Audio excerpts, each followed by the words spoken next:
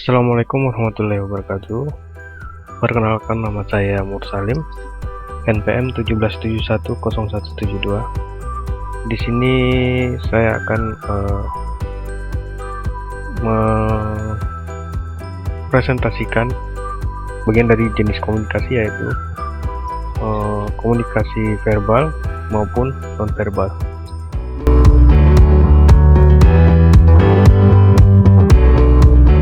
Langsung saja kita ke pengertiannya dulu. Seperti apa sih pengertian dari komunikasi verbal maupun nonverbal?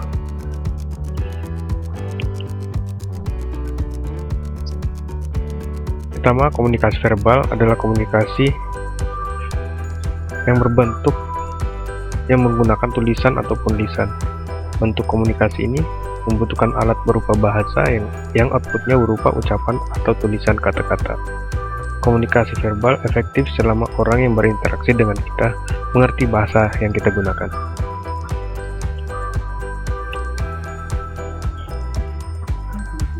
Dan yang kedua adalah komunikasi nonverbal, di mana komunikasi nonverbal sendiri adalah komunikasi yang tidak menggunakan bahasa secara langsung. Hal seperti lambaian tangan untuk menyatakan selamat tinggal adalah contoh yang paling sederhana. Komunikasi tidak memiliki struktur yang standar seperti bahasa, tapi dengan interpretasi dan logika, orang dapat mengartikan maksud orang lain tanpanya.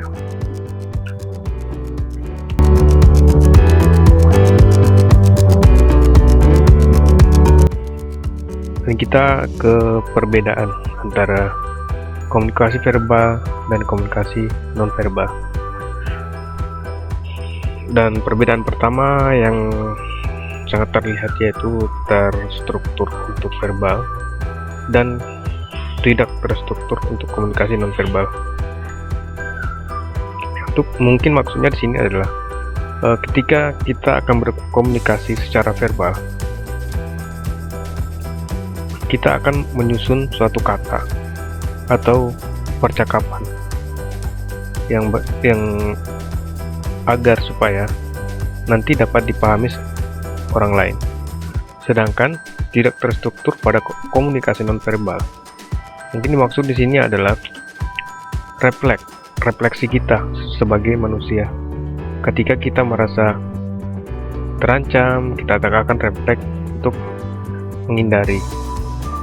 Atau kita merasa tidak senang, mungkin raut muka atau gimmick kita akan berubah, menunjukkan bahwa kita tidak senang. Dan seperti itu penjelasannya. Kita lanjut ke perbedaan yang kedua, yaitu untuk komunikasi verbal ditafsirkan otak kiri untuk melakukan analisis, dan untuk komunikasi nonverbal ditafsirkan oleh otak kanan. Dan untuk perbedaan ketiga, yaitu kemungkinan berbohong lebih tinggi. Dan sementara komunikasi nonverbal itu mungkin lebih jujur. Dan kita lanjut ke perbedaan yang keempat ya. Sarana komunikasi sedikit, dan hanya kenapa sedikit, karena cuma bisa disampaikan lewat mulut atau oral, dan bisa diterima dengan pendengaran. Sedangkan untuk komunikasi nonverbal, sarana komunikasi memiliki banyak saluran. Untuk perbedaan selanjutnya yaitu sifatnya putus-putus. Nah, jadi komunikasi verbal itu sifatnya terputus-putus, dalam artian tidak kontinu. Sedangkan untuk komunikasi nonverbal itu sifatnya lebih berkesinambungan atau secara berlanjut. Dan perbedaan terakhir yaitu cepat dan efisien. Ya, kita nggak mungkiri kalau misalnya komunikasi verbal itu lebih cepat dan efisien dibanding nonverbal, yang membutuhkan mungkin beberapa waktu, bahkan waktu yang lama untuk memahaminya.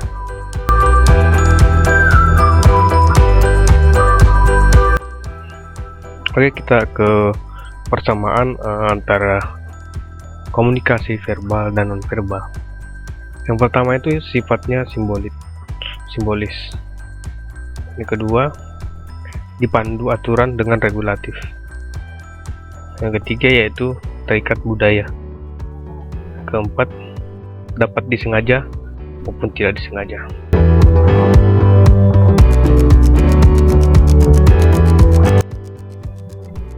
Dan kita beralih lagi ke contoh komunikasi verbal dan non-verbal. Nah, kita di sini bisa melihat tabelnya.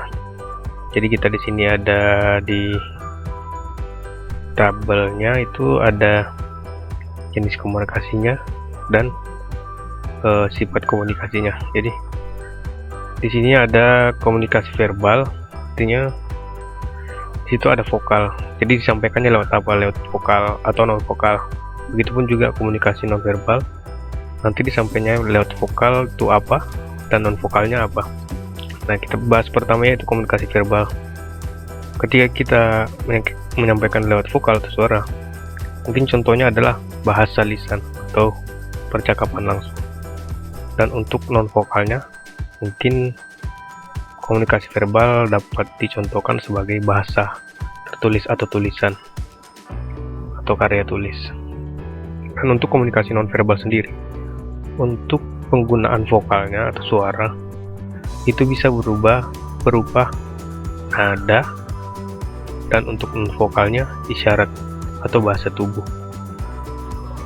Untuk selanjutnya desah untuk vokal dan vokalnya gerakan.